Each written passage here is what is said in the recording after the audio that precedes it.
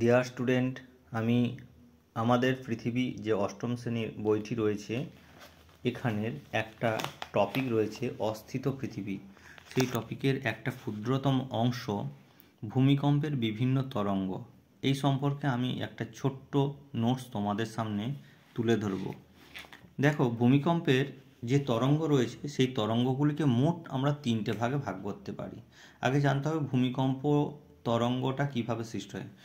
ভূপৃষ্ঠের অভ্যন্তরে যেখানে ভূমিকম্পের সৃষ্টি হয় সেখান থেকে যে তরঙ্গগুলি সৃষ্টি হয় সেই তরঙ্গগুলির মধ্যে অন্যতম হচ্ছে পি এবং এস তরঙ্গ, আর এল তরঙ্গটা হচ্ছে ভূপৃষ্ঠের উপর থেকে সৃষ্টি হয়ে থাকে। এই ভূমিকম্পের তরঙ্গগুলিকে তিনটি ভাগে ভাগ করা হচ্ছে: প্রাথমিক, গৌণ এবং পৃষ্ঠ তরঙ্গ। এই তরঙ্গগুলির মধ্যে প্রথমত আমাদের জানতে হবে কি না, প্রাথমিক তরঙ্গটা কি না। প্রাথমিক তরঙ্গ হচ্ছে ভূমিকম্পে যে তরঙ্গগুলি কি হচ্ছে ক্রমশ সংকোচন এবং প্রসারণের মাধ্যমে দ্রুত গতিতে ভূমিকম্পের কেন্দ্র থেকে উপকেন্দ্রে এসে পৌঁছায় এবং সর্বপ্রথম সিসমোগ্রাফ যন্ত্রে ধরা পড়ে, তাকে বলা হয় ভূমিকম্পের প্রাথমিক তরঙ্গ। এই তরঙ্গর বৈশিষ্ট্য কি না, এই তরঙ্গের প্রথম বৈশিষ্ট্য হচ্ছে এই তরঙ্গটি কঠিন তরল ও গ্যাসীয় মাধ্যমের মধ্য দিয়ে প্রবাহিত হতে পারে। দ্বিতীয়ত কি, তাহলে এই তরঙ্গটা কঠিন তরল আর গ্যাসীয় মাধ্যমের মধ্য দিয়ে প্রবাহিত হতে পারে।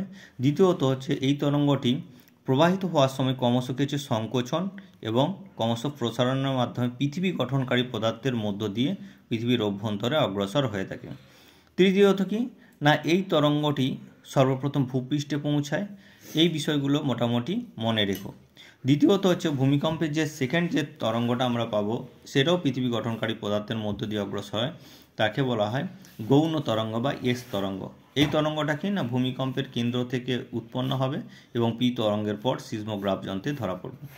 এই তরঙ্গের যে বৈশিষ্ট্য পাবো, এই তরঙ্গটি কেবলমাত্র কি না কঠিন মাধ্যমের মধ্য দিয়েই প্রবাহিত হয়। পি তরঙ্গে যেমন কঠিন তরল গ্যাসীয় মাধ্যমের মধ্য দিয়ে অগ্রসর হতো, এস তরঙ্গ কেবলমাত্র কেবলমাত্র কঠিন মাধ্যমের মধ্য দিয়ে অগ্রসর হয়।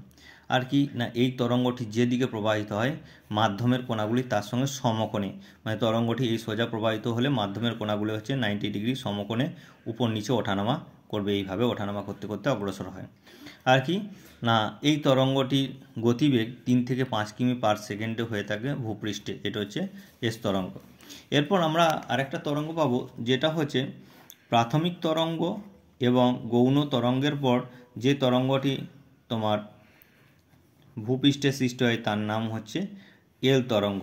এল তরঙ্গ হচ্ছে এটা একটা দীর্ঘস্থায়ী তরঙ্গ। এই তরঙ্গগুলো ছিল ক্ষণস্থায়ী, পি সবথেকে ক্ষণস্থায়ী।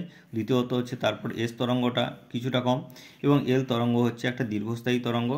এবং এই তরঙ্গটি কি হচ্ছে কেবলমাত্র উপকেন্দ্র থেকে, ভূমিকম্পের যে উপকেন্দ্র, ভূমিকম্পের এটা কেন্দ্র যদি হয় তাহলে এটা হচ্ছে ভূপৃষ্ঠের উপরিভাগে, এটা হচ্ছে উপকেন্দ্র।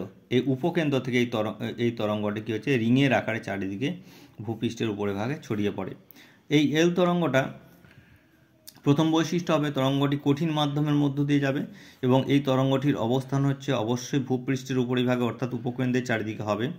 আর এই তরঙ্গের ক্ষয়ক্ষতির সম্ভাবনা সবথেকে বেশি। ধীরগতি সম্পন্ন তরঙ্গ কিন্তু এর ক্ষয়ক্ষতির সম্ভাবনা বেশি, কারণ আমরা যেহেতু ভূপৃষ্ঠে বসবাস করি তার ক্ষয়ক্ষতিটা কোথায় হবে, ভূপৃষ্ঠে। তাই এল তরঙ্গ দ্বারা ক্ষয়ক্ষতির সম্ভাবনা বেশি থাকে। আর কি না, সবথেকে দ্রুতগামী তরঙ্গটা আমরা বলা হয়নি, এখানে পি তরঙ্গ হচ্ছে সবথেকে দ্রুতগতি সম্পন্ন তরঙ্গ। এরপর আসি এই যে এল তরঙ্গ, এল তরঙ্গটাকে আমরা দুটো ভাগে ভাগ করছি। একটা হচ্ছে লাভ তরঙ্গ, একটা হচ্ছে র্যালে তরঙ্গ। র্যালে তরঙ্গ, লাভ তরঙ্গটা কি না, লাভ তরঙ্গটা হচ্ছে তোমার, দেখো লাভ তরঙ্গটা কি না, লাভ তরঙ্গ হচ্ছে যে তরঙ্গটা ভূপৃষ্ঠ বরাবর কি হচ্ছে না সম্পূর্ণ অনুভূমিকভাবে প্রবাহিত হয়। ভূপৃষ্ঠ যদি হয় ভূপৃষ্ঠে বরাবর কি হচ্ছে অনুভূমিকভাবে প্রবাহিত হয়, তাকে বলা হয় লাভ তরঙ্গ। এবং এই তরঙ্গটা আবিষ্কার করেছিল কে না বিখ্যাত বিজ্ঞানী এইচ লাভ, তার নাম অনুযায়ী এই তরঙ্গের নাম হচ্ছে লাভ তরঙ্গ। নেক্সট আমরা দেখতে পাবো যে তরঙ্গটা হচ্ছে র্যালে তরঙ্গ। এই র্যালে তরঙ্গের বিষয়টা কি না, এই তরঙ্গটা ভূপৃষ্ঠের মধ্য দিয়ে কিছুটা উপবৃত্তাকার গতিতে, মানে কি হচ্ছে না উপবৃত্তাকার গতিতে এইভাবে কি হচ্ছে অগ্রসর হবে। হ্যাঁ, সংকোচন প্রসারণ এবং কি হচ্ছে এস তরঙ্গের মতো ক্রমশ এগিয়ে যাবে। এবং বিজ্ঞানী র্যালে লর্ড র্যালে বলে একজন বিজ্ঞানী ইংল্যান্ডের, তার নাম অনুসারে এর নাম হচ্ছে র্যালে তরঙ্গ। তবে সবথেকে বেশি মারাত্মক তরঙ্গ হচ্ছে এই র্যালে তরঙ্গটা। লাভ তরঙ্গের থেকেও সবথেকে বেশি ধ্বংসপ্রবণ ক্ষমতা রয়েছে এই র্যালে তরঙ্গ। আশা করি তোমাদের বিষয়টি ভালো করে তোমরা বুঝতে পারছো। যদি ভালো লাগে একটা লাইক, কমেন্ট এবং শেয়ার করে দিও, এবং আমার সংক্ষিপ্ত নোটটি তোমাদের সামনে আমি তুলে ধরছি, কাজে লাগবে দেখো। থ্যাংক ইউ, সকলকে ধন্যবাদ।